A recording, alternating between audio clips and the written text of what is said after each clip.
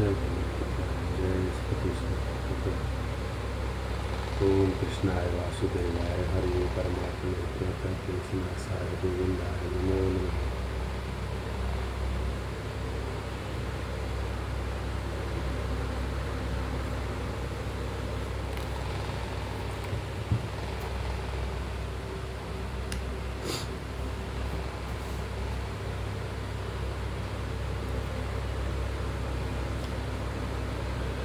अर्जुनवाच स्थित प्रज्ञस्य का भाषा समाधिस्थस्य केशव स्थितधीः की प्रभासेत किमासीत व्रजेत किम। श्लोक 54।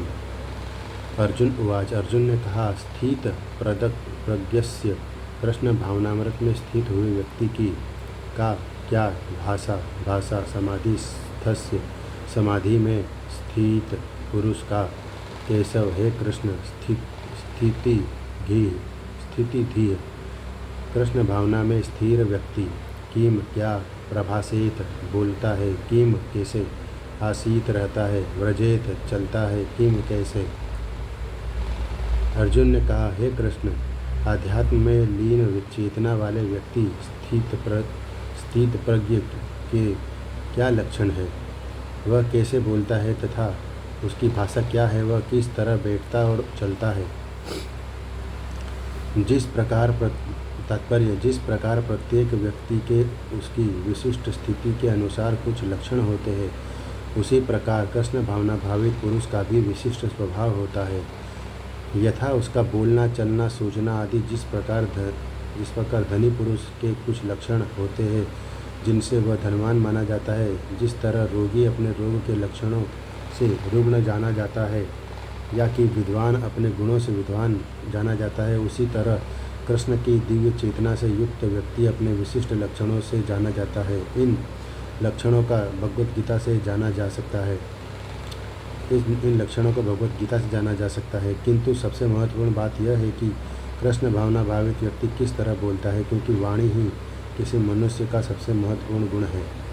कहा जाता है कि मूर्ख का पता तब तक नहीं लगता जब तक कि वह बोलता नहीं।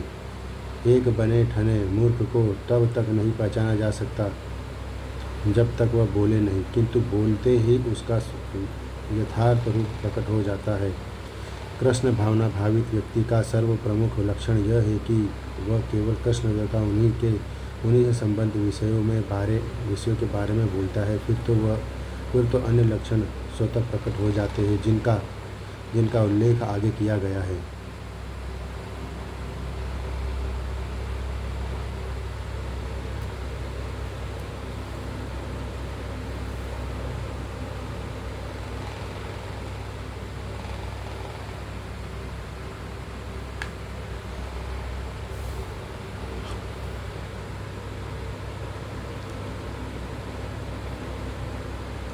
श्लोक 56।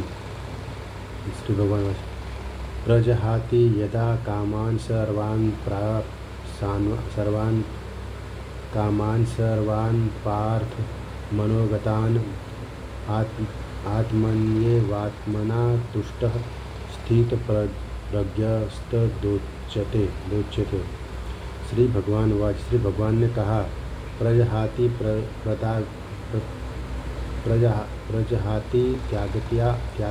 त्यागता है यदा जब कामान इंद्रिय तृप्ति की इच्छाएं सभी प्रकार की पार्थ है प्रथापुत्र मनगतान मनोरथ का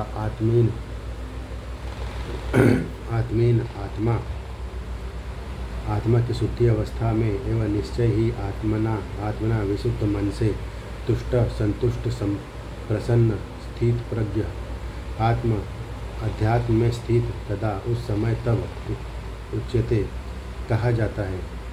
श्री भगवान ने कहा, हे पार्थ, जब मनुष्य मनोधर्म से उत्पन्न होने वाली इंद्रिय तृप्ति की समस्त कामनाओं का परित्याग कर देता है और जब इस तरह से विशुद्ध हुआ उसका मन आत्मा में संतान प्राप्त करता है, तो वह विशुद्ध दिव्य चेतना प्राप्त कहा जाता है।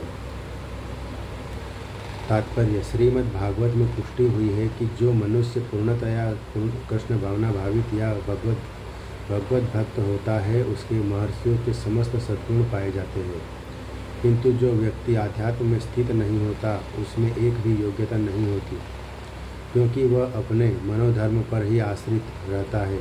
फलतः यहाँ यह ठीक ही कहा गया है कि व्यक्ति को मनोधर्म द्वारा कल्पित सारी विषय वासनाओं को त्यागना होता है। कृत्रिम साधना से इनको रोक पाना संभव नहीं, किंतु यदि कोई कृष्ण भावनामृत में लगा हो तो सारी विषय वासनाएं स्वतः बिना किसी प्रयास के दब जाती है। अतः मनुष्य को बिना किसी झिझक के कृष्ण भावनामृत में लगना होगा, क्योंकि यह भक्ति उसे दिव्य चेतना प्राप्त करने में सहायक होगी। अत्यधिक उन्नत जीवात्मा महात्मा अपने आप को परमेश्वर का शाश्वत दास मानकर आत्मतुष्ट रहता है। ऐसे आध्यात्मिक पुरुष के पास भौतिकता से उत्पन्न भी एक भी विषय वासना भटक नहीं पाती। वह अपने को निरंतर भगवान का सेवक मानते हुए सहज रूप में सदैव प्रसन्न रहता है। दुखेष्वनुद्विग्न मनः सुखेषु विगत स्पृह वितराग भय क्रोधः स्थिर मुनिरुच्यते। श्लोक 56। दुखेषु तीनों पापों में अनुद्विग्न मनः मन में विचलित हुए बिना, सुखेषु सुख में विगत स्पृह रुचि रहित होने, वित मुक्त राग आसक्ति भय क्रोध तथा क्रोध से स्थिर मन वाला मुनि उच्चते कहलाता है। जो त्रय तापों के होने पर भी मन में विचलित नहीं होता अथवा सुख में प्रसन्न नहीं होता और जो आसक्ति भय तथा क्रोध से मुक्त है वह स्थिर मन वाला मुनि कहलाता है।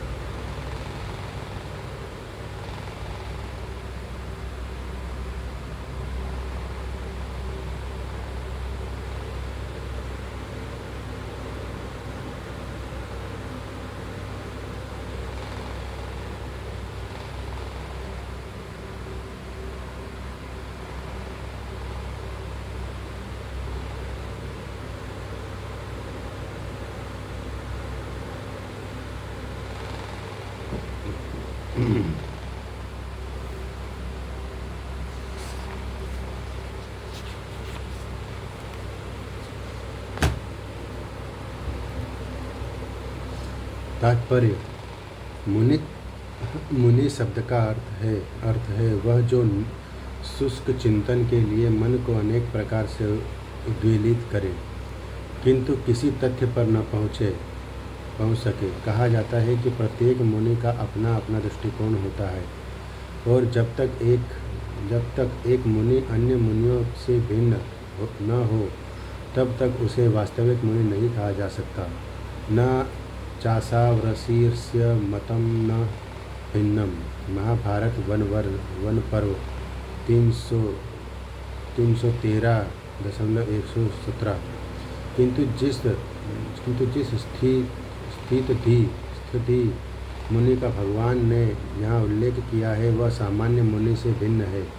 स्थिति मुनि सदैव कृष्ण भावना भावित रहता है, क्योंकि वह सारा सृजनात्मक चिंतन पूरा कर चुका होता है। वह प्रशांत निशेष मनोरथांतर स्तोत्ररत्न 43 कहलाता है, या जिसने शुष्क चिंतन की अवस्था पार कर ली है और इस निष्कर्ष पर पहुंचा है कि भगवान श्री कृष्ण या वासुदेव ही सब कुछ है।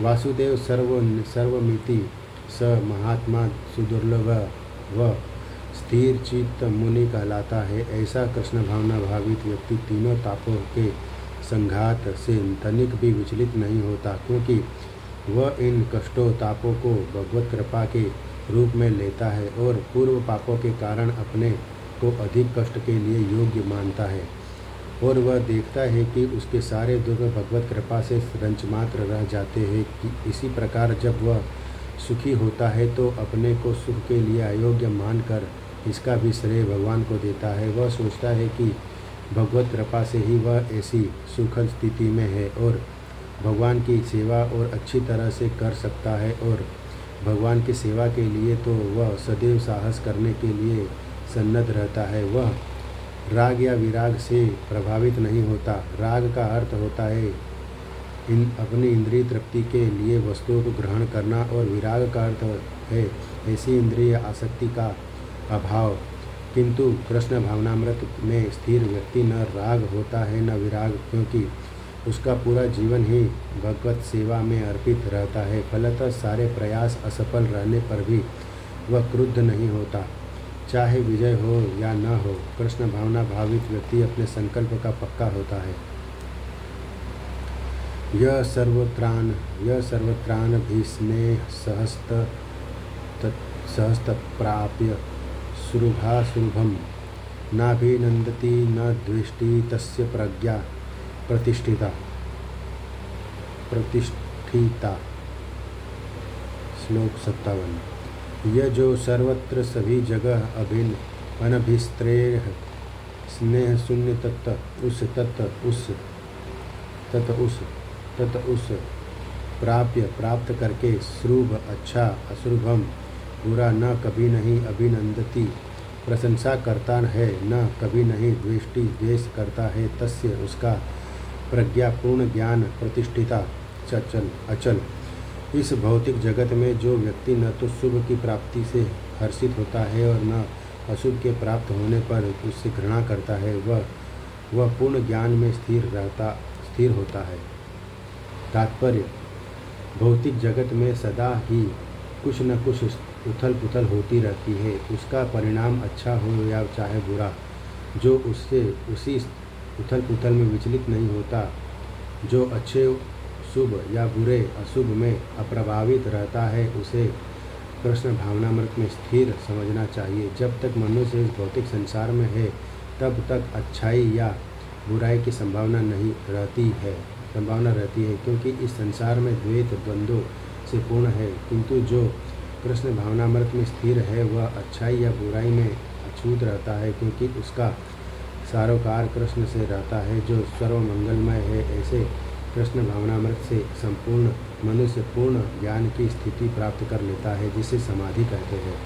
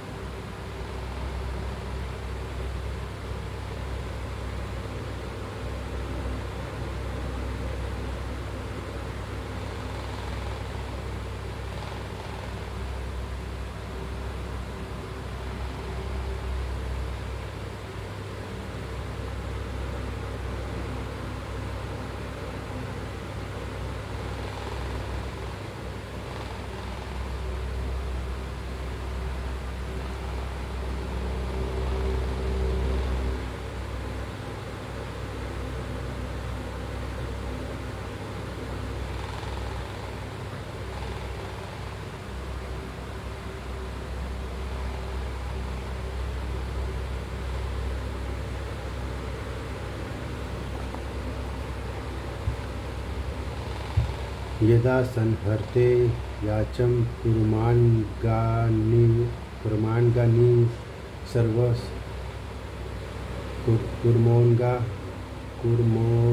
कुर्मोन्गानीव सर्वसः इन्द्रियाणीन्द्रियार्थेभ्यस्तस्य प्रज्ञा प्रतिष्ठिता।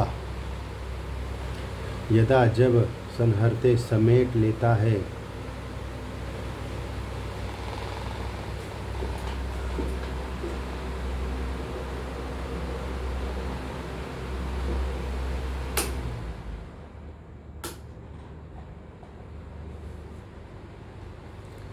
यदा जब संहर्ते समेट लेता है च भी अयम यह कूर्म कछुआ अंगानि अंग इव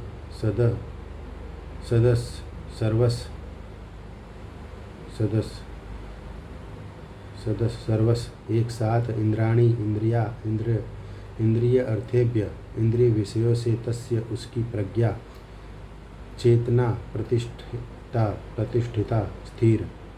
जिस प्रकार कछुआ अपने अंगों को संकुचित करके खोल के भीतर कर लेता है, उसी तरह जो मनुष्य अपनी इंद्रियों को इंद्रिय विषयों से खींच लेता है वह पूर्ण चेतना में दृढ़तापूर्वक स्थिर होता है।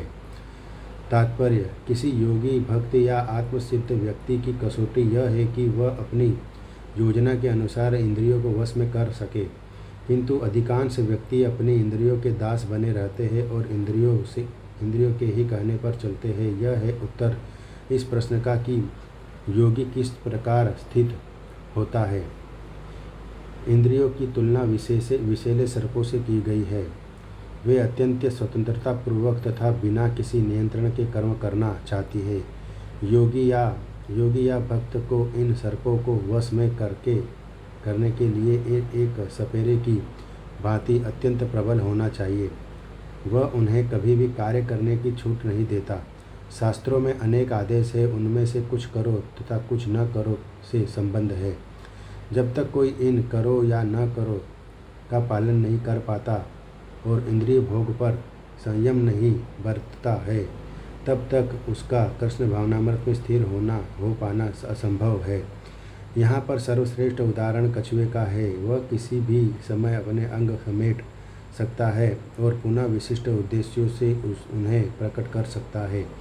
इसी प्रकार कृष्ण भावना भावित व्यक्तियों की इंद्रियां भी केवल भगवान की विशिष्ट सेवाओं के लिए काम आती है, अन्यथा उनका संकोच कर लिया जाता है। अर्जुन को उपदेश दिया जा रहा है कि वह अपनी इंद्रियों को आत्मतुष्टि में न रख करके भगवान की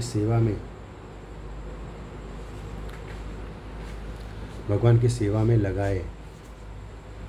अपनी इंद्रियों को सदैव भगवान की सेवा में लगाए रखना कूर्म द्वारा प्रस्तुत दृष्टांत के अनुरूप है, जो अपनी इंद्रियों को समेटे रखता है।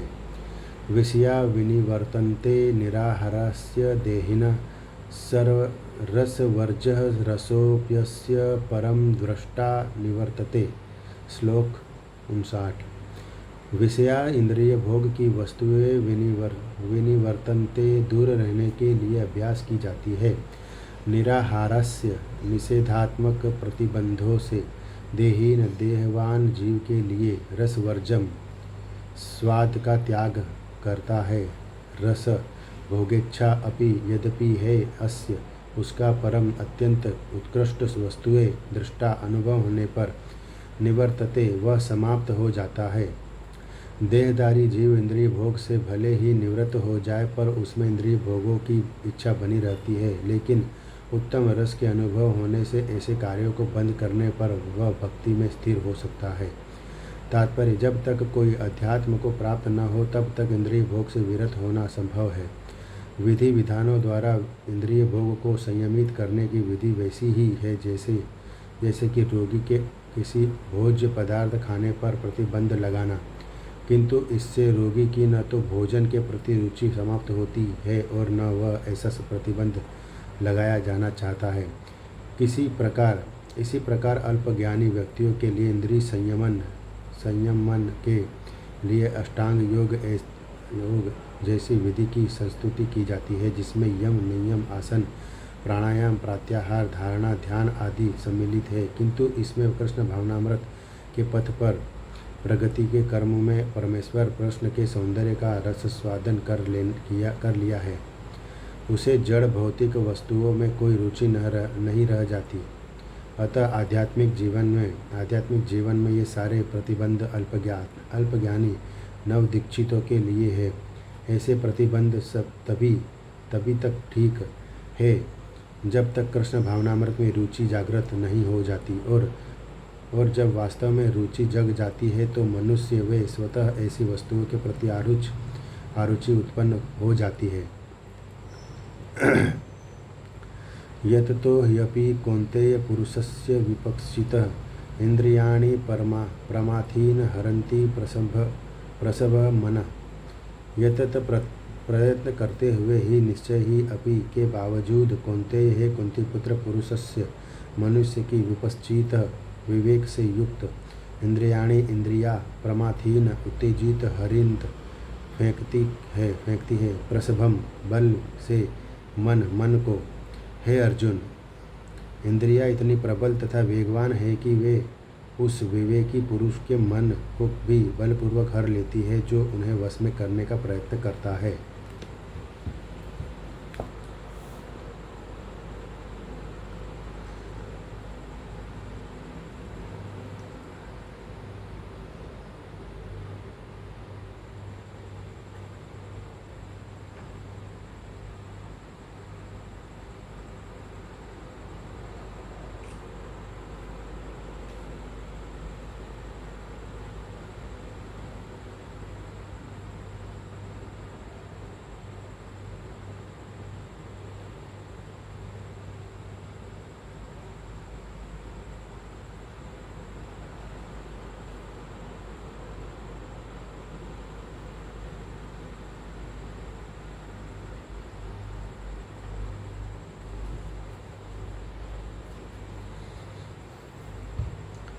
तात्पर्य: अनेक विद्वान ऋषि, दार्शनिक तथा अध्यात्मवादी इंद्रियों को वश में करने का प्रयत्न करते हैं, किंतु उनमें से बड़ा भी कभी कभी विचलित मन के कारण इंद्रिय भोग का लक्ष्य बन जाता है।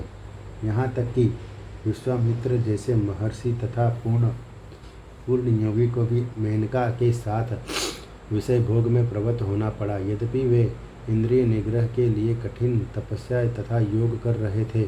विश्व इतिहास में इसी तरह के अनेक दृष्टांत है। अतः पूर्णतया कृष्ण भावना भावित हुए बिना मन तथा इंद्रियों को वश में कर सकना अत्यंत कठिन है।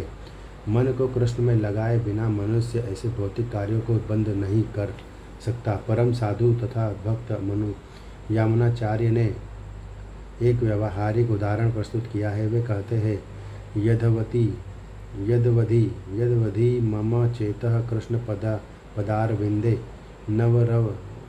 नवरसाधमन्युधतं रन्तुमासीत तदवधि बत नारीसंगमे स्मर्यमाने भवति मुखविकार सुष्ठु निष्ठीवनं च। जब से मेरा मन भगवान कृष्ण के चरण बिंदु की सेवा में लग गया है और जब से मैं नित्य नव दिव्य रस का अनुभव करता रहा हूँ, तब से स्त्री प्रसंग का विचार आते ही मेरा मन उधर से फिर जाता है और मैं ऐसे विचार पर थू करता हूँ। जब से मेरा मन भगवान श्री कृष्ण के चरणाबिंदों की सेवा में लग गया है और जब से मैं नित्य नव दिव्य रस का अनुभव कर रहा हूँ, तब से स्त्री प्रसंग का विचार आते ही मेरा मन उधर से फिर जाता है और मैं ऐसे विचार पर थू करता हूँ। कृष्ण भावनामृत इतनी दिव्य सुंदर वस्तु है कि इसके प्रभाव से भौतिक भोग स्वतः निरस हो जाता है।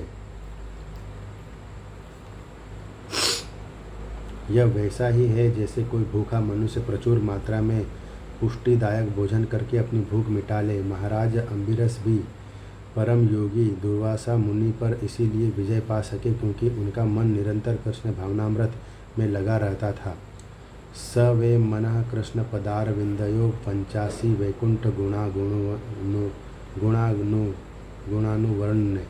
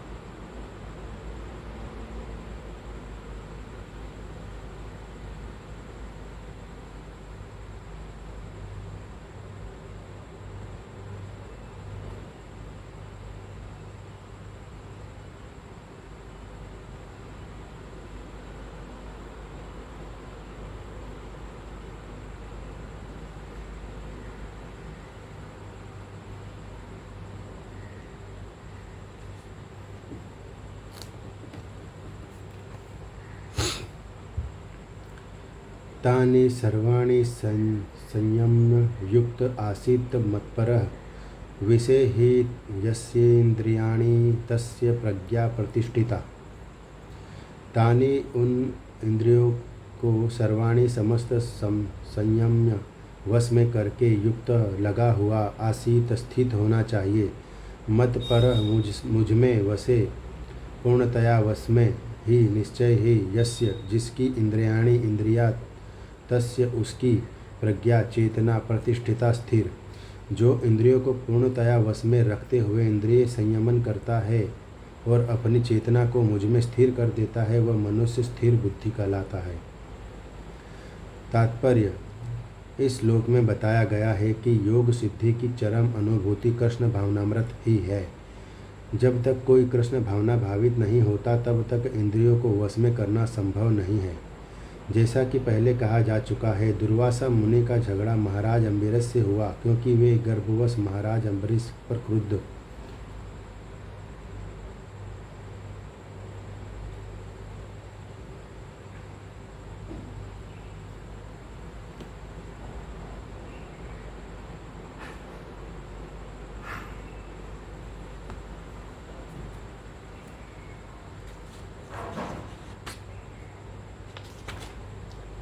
अम्बरीश पर क्रुद्ध हो गए, जिससे अपनी इंद्रियों को रोक नहीं पाए। दूसरी ओर यद्यपि राजा मुनि के समान योगी न था, किंतु वह कृष्ण का भक्त था और उसने मुनि के सारे अन्याय सह लिए, जिससे वह विजयी हुआ। राजा अपनी इंद्रियों को वश में कर सका क्योंकि उसमें निम्नलिखित गुण थे, जिनका उल्लेख श्रीमद् भागवत में 9.4.18 से 20 में हुआ है।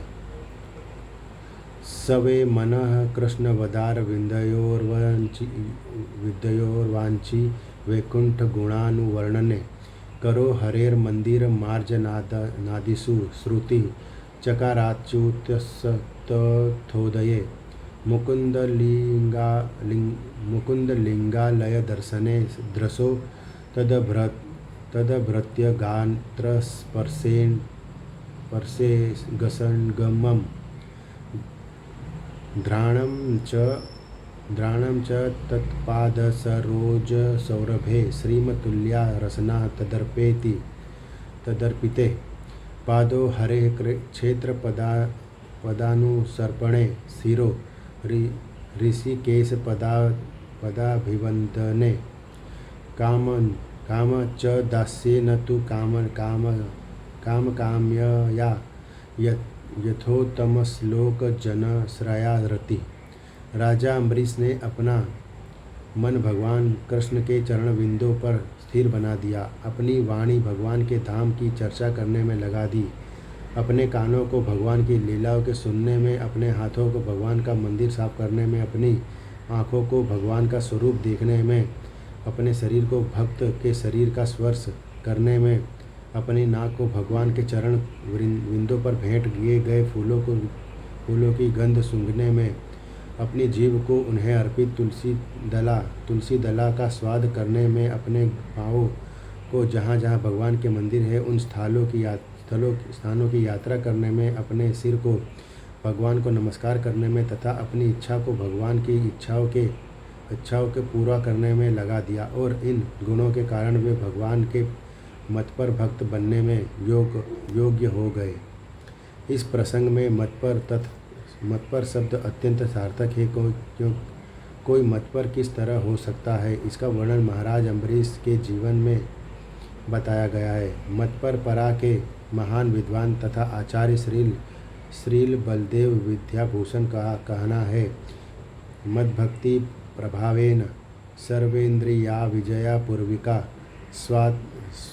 स्वात्मदृष्टि सुलभेति भाव। इंद्रियों को केवल कृष्ण की भक्ति के बल से वश में किया जा सकता है। कभी कभी अग्नि का भी उच्चारण दिया जाता है। जिस प्रकार जलती हुई अग्नि कमरे के भीतर ही सारी वस्तुएं जला देती है, उसी प्रकार योगी के हृदय में स्थित भगवान विष्णु सारे मलों को जला देते हैं। योग सूत्र भी विष्णु का ध्यान आवश्यक बताता है, शून्य का नहीं। तथाकथित योगी जो विष्णु पद को छोड़कर अन्य किसी वस्तु का ध्यान करते हैं, वे केवल मृग मरीचिका की खोज में वृथा ही अपना समय गंवाते हैं। हमें कृष्ण भावना भावित होना चाहिए, भगवान के प्रति अनुरक्त होना चाहिए। असली योग का यही उद्देश्य है। ध्यायतो विषयान् पुषः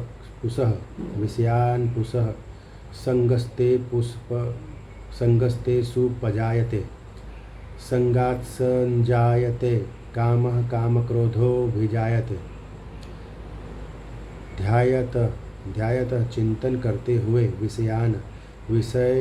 इंद्रिय विषयों को पुंसः मनुष्य की संग आसक्ति तेसु उन इंद्रिय विषयों में उपजायते विकसित होती है, संगात आसक्ति से संजायते विकसित होती है, काम इच्छा कामात काम से क्रोध अभिजायते प्रकट होता है। इंद्रिय विषयों का चिंतन करते हुए मनुष्य की उनमें आसक्ति उत्पन्न हो जाती है और ऐसी आसक्ति से काम उत्पन्न होता है और फिर काम से क्रोध प्रकट होता है। तात्पर्य, जो मनुष्य कृष्ण भावना भावित नहीं है उसमें इंद्रिय विषयों के चिंतन से भौतिक इच्छाएं उत्पन्न होती है। इंद्रियों को किसी न किसी कार्य में लगे रहना चाहिए और यदि वे भगवान की दिव्य प्रेमा भक्ति में नहीं लगी रहेंगी तो वे निश्चय ही भौतिकतावाद में लगना चाहेंगी। इस भौतिक जगत में हर एक प्राणी इंद्रिय विषयों के अधीन है। यहाँ तक कि ब्रह्मा तथा शिवजी भी तो स्वर्ग के लिए अन्य देवताओं के विषय में क्या कहा जा सकता है। इस संसार के जंजाल से निकलने का एकमात्र उपाय है कृष्ण भावना भावित होना। शिव ध्यान मग्न थे, किंतु जब पार्वती ने विषय भोग के लिए उन्हें उत्तेजित किया तो वे सहमत हो गए, जिसके फलस्वरूप कार्तिकेय का जन्म हुआ। इसी प्रकार तरुण भगवत भक्त हरिदास ठाकुर को माया देवी के अवतार ने मोहित करने का प्रयास किया, किंतु विशुद्ध कृष्ण भक्ति के कारण वे इस कसौटी में खरे उतरे। जैसा कि यामुनाचार्य के उपरयुक्त श्लोक में बताया जा चुका है, भगवान का एक भक्त भगवान की संगति के आध्यात्मिक सुख का आस्वादन करने के कारण समस्त भौतिक इंद्रिय सुख को त्याग देता है। अतः जो कृष्ण भावना भावित नहीं है वह कृत्रिम दमन के द्वारा अपनी इंद्रियों को वश में करने में कितना ही शक्तिशाली क्यों न हो, अंत में अवश्य असफल होगा, क्योंकि विषय सुख का संचार रंच मात्र विचार भी उसे इंद्रिय तृप्ति के लिए उत्तेजित कर देगा।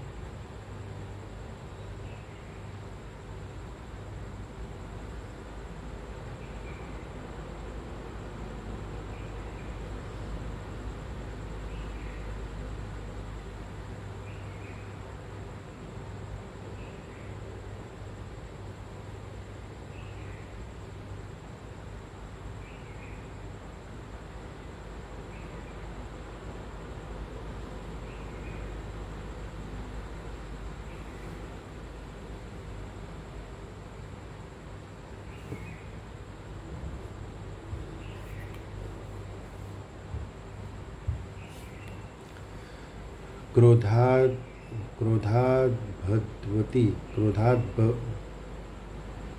क्रोधाद्भवति सम्मोहात् विभ्रम स्मृतिभ्रंशाद् बुद्धिनाशात् प्रणश्यति। क्रोधात् क्रोध से भवति होता है सम्मोह, पूर्ण मोह, सम्मोहात मोह से स्मृति स्मरण शक्ति का विभ्रम मोह, स्मृति भ्रशांत स्मृति के मोह से बुद्धिनाश बुद्धि का विनाश, बुद्धिनाशात तथा बुद्धिनाश से प्रणश्यति अधपतन होता है। क्रोध से पूर्ण मोह उत्पन्न होता है और मोह से स्मरण शक्ति का विभ्रम हो जाता है।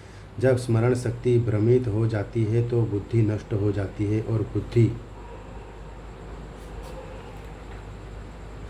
बुद्धि नष्ट होने पर मनुष्य भवकूप में पुनः गिर जाता है। तात्पर्य: श्रील रूप गोस्वामी ने हमें यह आदेश दिया है, प्रापंचिकत्या बुद्धिया हरि संबंधी वस्तुनः मुमुक्षुभिः परित्यागो वैराग्यम फलतु कथ्यते। भक्ति रसामृत सिंधु 1.2.258। कृष्ण भावनामृत के विकास से मनुष्य जान सकता है कि प्रत्येक वस्तु का उपभोग भगवान की सेवा के लिए किया जा सकता है। जो कृष्ण भावनामृत के ज्ञान से रहित है वे कृत्रिम ढंग से भौतिक विषयों से बचने का प्रयास करते हैं। फलतः वे भवबंधन में मोक्ष की कामना करते हुए भी वैराग्य की चरम अवस्था को प्राप्त नहीं कर पाते। उनका तथाकथित वैराग्य फल्गु अर्थात गौण कहलाता है। उसके विपरीत कृष्ण भावना भावित व्यक्ति जानता है कि प्रत्येक वस्तु का भोग भगवान की सेवा में किस प्रकार किया जाए। फलतः वह भौतिक चेतना का शिकार नहीं होता। उदाहरणार्थ, निर्विशेषवादी के अनुसार भगवान निराकार होने के कारण भोजन नहीं कर सकते, अतः वह अच्छे खाद्यों से बचता रहता है। किंतु भक्त जानता है कि कृष्ण परम भोक्ता है और भक्तिपूर्वक उन पर जो भी भेंट चढ़ाई जाती है उसे वे खाते हैं। अतः भगवान को अच्छा भोजन चढ़ाने के बाद भक्त प्रसाद ग्रहण करता है। इस प्रकार हर वस्तु प्राणवान हो जाती है और अधः पतन का कोई संकट नहीं रहता। भक्त कृष्ण भावनामृत में रहकर प्रसाद ग्रहण करता है, जबकि अभक्त इसे पदार्थ के रूप में तिरस्कार कर देता है। अतः निर्विशेषवादी अपनी कृत्रिम त्याग के कारण जीवन को भोग नहीं पाता है, और यही कारण है कि मन के थोड़े से विचलन से वह भवकूप में पुनः आ गिरता है। कहा जाता है कि मुक्ति के स्तर तक पहुँच जाने पर भी ऐसा जीव नीचे गिर जाता है, क्योंकि उसे भक्ति का कोई आश्रय नहीं मिलता। राग द्वेष विमुक्तेस्तु विषयानेन्द्रियश्चेरन् आत्मवश्यैर्विधेयात्मा प्रसादमधिगच्छति। श्लोक 64। राग, आसक्ति, द्वेष तथा वैराग्य से मुक्त रहने वाले से तू लेकिन विषयान इंद्रिय विषयों को इंद्रियों के द्वारा चरण भोगता हुआ आत्मवश्य अपने वश में विधेय आत्मा नियमित स्वाधीनता पालक प्रसादम भगवत कृपा को अधिगच्छति प्राप्त करता है, किंतु समस्त राग तथा द्वेष से मुक्त एवं अपने इंद्रियों को संयम द्वारा वश में करने में समर्थ व्यक्ति भगवान की पूर्ण कृपा प्राप्त कर सकता है। तात्पर्य यह पहले ही बताया जा चुका है कि कृत्रिम विधि से इंद्रियों पर बाहरी रूपी से नियंत्रण किया जा सकता है, किंतु जब तक इंद्रियां भगवान की दिव्य सेवा में नहीं लगाई जाती तब तक नीचे गिरने की संभावना बनी रहती है। यद्यपि पूर्णतया कृष्ण भावना भावित व्यक्ति ऊपर से विषयी स्तर पर क्यों न दिखे, किंतु कृष्ण भावना भावित होने से वह विषय कर्मों में आसक्त नहीं होता। उसका एकमात्र उद्देश्य तो कृष्ण को प्रसन्न करना रहता है, अन्य कुछ नहीं। अतः वह समस्त आसक्ति तथा विरक्ति से मुक्त होता है। कृष्ण की इच्छा होने पर भक्त सामान्यतया अवांछित कार्य भी कर सकता है, किंतु यदि कृष्ण की इच्छा नहीं है तो वह उस कार्य को भी नहीं करेगा जिससे वह सामान्य रूप से अपने लिए करता हो। अतः कर्म करना या न करना उसके वश में रहता है, क्योंकि वह केवल कृष्ण के निर्देश के अनुसार ही कार्य करता है। यही चेतना भगवान की अहेतुकी कृपा है, जिसकी प्राप्ति भक्त को इंद्रियों में आसक्त होते हुए भी हो सकती है।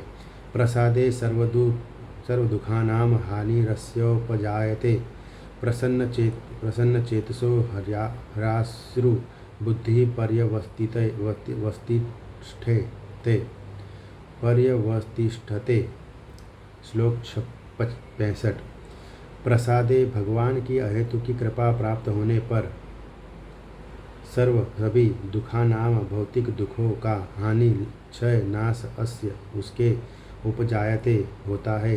प्रसन्न चेतस प्रसन्न चित्त वाले की ही निश्चय ही आसु तुरंत बुद्धि परिपर्याप्त अवतिष्ठते स्थिर हो जाती है। इस प्रकार से कृष्ण भावनामृत में तुष्टि व्यक्ति के लिए संसार के तीनों ताप नष्ट हो जाते हैं, और ऐसी तुष्ट चेतना होने पर उसकी बुद्धि शीघ्र ही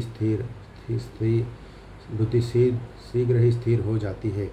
नास्ति बुद्धिर्युक्तस्य न चायुक्तस्य भावना न चाभावयतः शांतिरशांतस्य कुतः सुखम।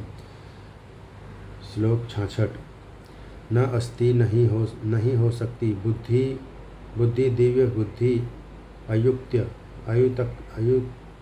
अयुक्तस्य कृष्ण भावना से संबंधित न रहने वाले में, नहीं च तथा अयुक्तस्य कृष्ण भावना से शून्य पुरुष का भावना स्थिर चित्त सुख में नहीं च तथा अभावयतः जो स्थिर नहीं है उसके शांति अशांत का कुतः कहा है सुखम सुख। जो कृष्ण भावनामृत में परमेश्वर से संबंधित नहीं है उसकी न तो बुद्धि दिव्य होती है और न ही मन स्थिर होता है, जिसके बिना शांति की कोई संभावना नहीं है। शांति के बिना सुख भी कैसे सकता है? शांति के बिना सुख हो भी कैसे सकता है? तात्पर्य कृष्ण भावना भावित हुए बिना शांति की कोई संभावना नहीं हो सकती। अतः 5वें अध्याय में 5.29 में इसकी पुष्टि की गई है कि जब मनुष्य यह समझ लेता है कि कृष्ण ही यज्ञ का तपस्या के उत्तम फलों के एकमात्र भोक्ता है।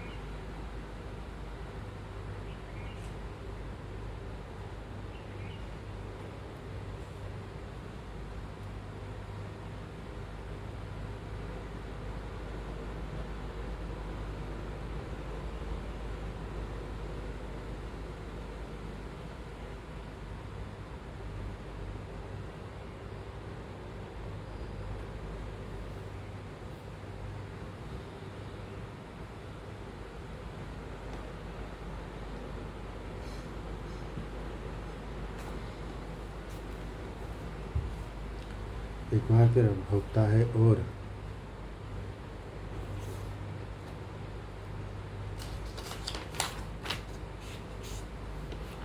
समस्त ब्रह्मांड के स्वामी है तथा वे समस्त जीवों के असली मित्र है, तभी उसे वास्तविक शांति मिल सकती है। अतः यदि कोई कृष्ण भावना भावित नहीं है तो उसके मन का कोई अंतिम लक्ष्य नहीं हो सकता। मन की चंचलता का एकमात्र कारण अंतिम लक्ष्य का अभाव है। जब मनुष्य को यह पता चल जाता है कि कृष्ण ही भोक्ता है, स्वामी तथा सबके मित्र है, तो स्थिर चित्त होकर शांति का अनुभव किया जा सकता है। अतएव जो कृष्ण से संबंध न रखकर कार्य में लगा रहता है वह निश्चय ही सदा दुखी और अशांत रहेगा, भले ही वह जीवन में शांति तथा आध्यात्मिक उन्नति का कितना ही दिखावा क्यों न करे। कृष्ण भावनामृत स्वयं प्रकट होने वाली शांतिमय अवस्था है, जिसकी प्राप्ति कृष्ण के संबंध से ही हो सकती है।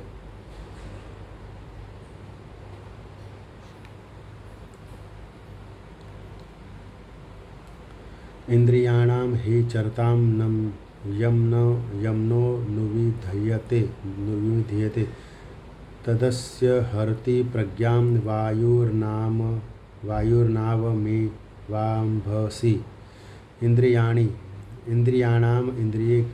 के ही निश्चय ही चरताम विचरण करते हुए यत जिसके साथ मन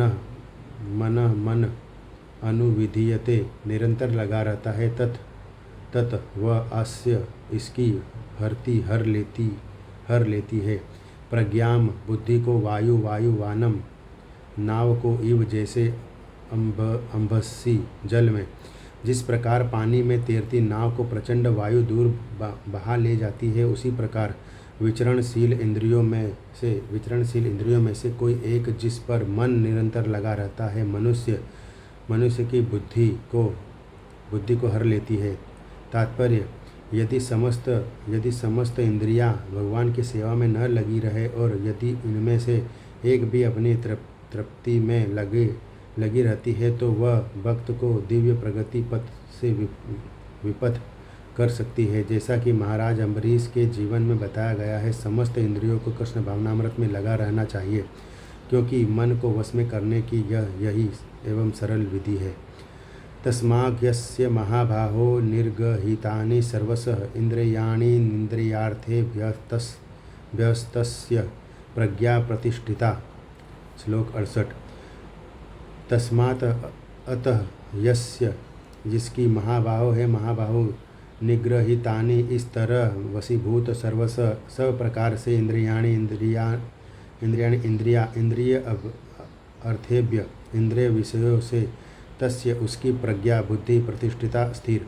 अतः हे महाबाहु, जिस पुरुष की इंद्रियां अपने अपने विषयों से सब प्रकार से विरत होकर उसके वश में है, उसी की बुद्धि निसंदेह स्थिर है। तात्पर्य, कृष्ण भावनामृत के द्वारा या सारी इंद्रियों को भगवान की दिव्य प्रेमा भक्ति में लगाकर इंद्रिय तृप्ति की बलवती शक्तियों को दमित किया जा सकता है। जिस प्रकार शत्रुओं का दमन श्रेष्ठ सेना द्वारा किया जाता है, उसी प्रकार इंद्रियों का दमन किसी मानवीय प्रयास के द्वारा नहीं, अपितु उनके भगवान की सेवा में लगाए रखकर किया जा सकता है। जो व्यक्ति यह हृदयंगम हृदयंगम कर लेता है कि कृष्ण भावनामृत के द्वारा बुद्धि स्थिर होती है और इस कला का अभ्यास प्रामाणिक गुरु के पथ प्रदर्शन में करता है, वह साधक अथवा मोक्ष का अधिकारी कहलाता है।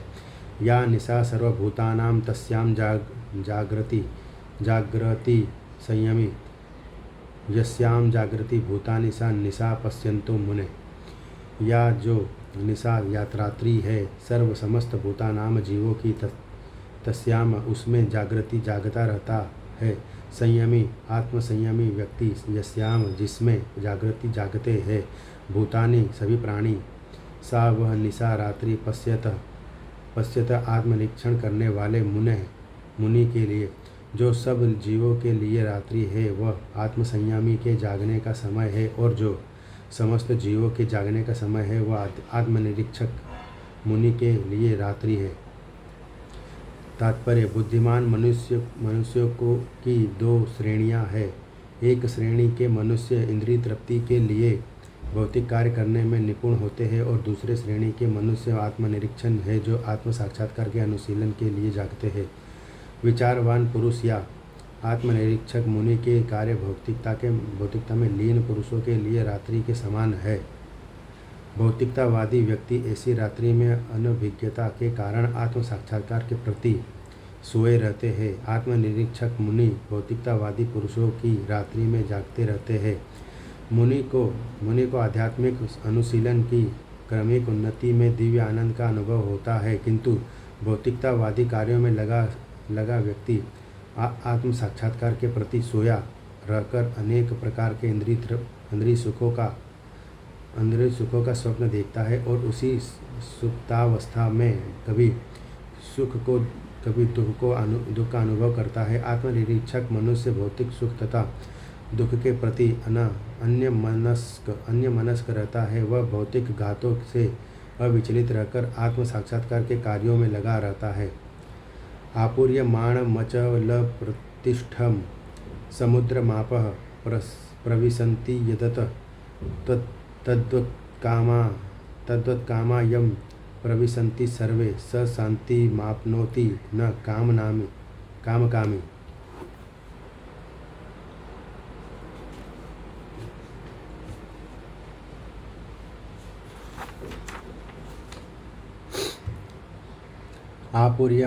आपूर्यमाणम नित्य परिपूर्ण अचल प्रतिष्ठम दृढ़तापूर्वक स्थित समुद्र में आप नदियाँ प्रविशन्ति प्रवेश करती है। यद्वत जिस प्रकार यद्वत उसी प्रकार कामा इच्छाएं यम जिसमें प्रविशन्ति प्रवेश करती है सर्वे सभी स वह व्यक्त शांति आपनोति प्राप्त करता है। नहीं कामकामी इच्छाओं को पूरा करने का इच्छुक। जो पुरुष समुद्र में निरंतर प्रवेश करती रहने वाली नदियों के समान इच्छाओं के निरंतर प्रवाह से विचलित नहीं होता और जो सदैव स्थिर रहता है वही शांति प्राप्त कर सकता है। वह नहीं जो ऐसी इच्छाओं को तुष्ट करने की चेष्टा करता हो। तात्पर्य यद्यपि विशाल सागर में सदैव जल रहता है, किंतु वर्षा ऋतु में विशेषतया यह अधिकाधिक जल से भरता जाता है तो भी सागर उतने पर ही स्थिर रहता है। न तो वह विक्षुब्ध होता है और न तट की सीमा का उल्लंघन करता है। यही स्थिति कृष्ण भावना भावित व्यक्ति की है। जब तक मनुष्य शरीर है तब तक इंद्रिय तृप्ति के लिए शरीर की मांगें बनी रहेंगी, किंतु भक्त अपनी पूर्णता के कारण ऐसी इच्छाओं से विचलित नहीं होता।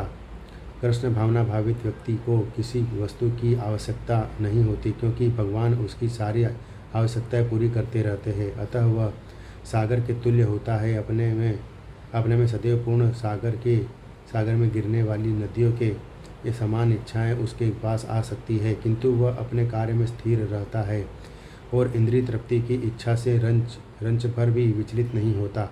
कृष्ण भावना भावित व्यक्ति का यही प्रमाण है। इच्छाओं के होते हुए भी वह कभी इंद्रिय तृप्ति के लिए उन्मुख नहीं होता, चूँकि वह भगवान की दिव्य प्रेमा भक्ति में तुष्ट रहता है। अतः वह समुद्र की भांति स्थिर रहकर पूर्ण शांति का आनंद उठा सकता है, किंतु दूसरे लोग जो मुक्ति की सीमा तक इच्छाओं की पूर्ति करना चाहते हैं, फिर भौतिक सफलताओं का क्या कहना। उन्हें कभी शांति नहीं मिल पाती। कर्मी, मुमुक्ष तथा वे योगी सिद्धि के कामी है, ये सभी अपूर्ण इच्छाओं के कारण दुखी रहते हैं, किंतु कृष्ण भावना भावित पुरुष भगवत सेवा में सुखी रहता है और इसकी कोई इच्छा नहीं है होती। वस्तुतः वह तो तथाकथित भवबंधन से मोक्ष की भी कामना नहीं करता। कृष्ण के भक्तों की कोई भौतिक इच्छा नहीं रहती, इसीलिए वे पूर्ण शांत रहते हैं।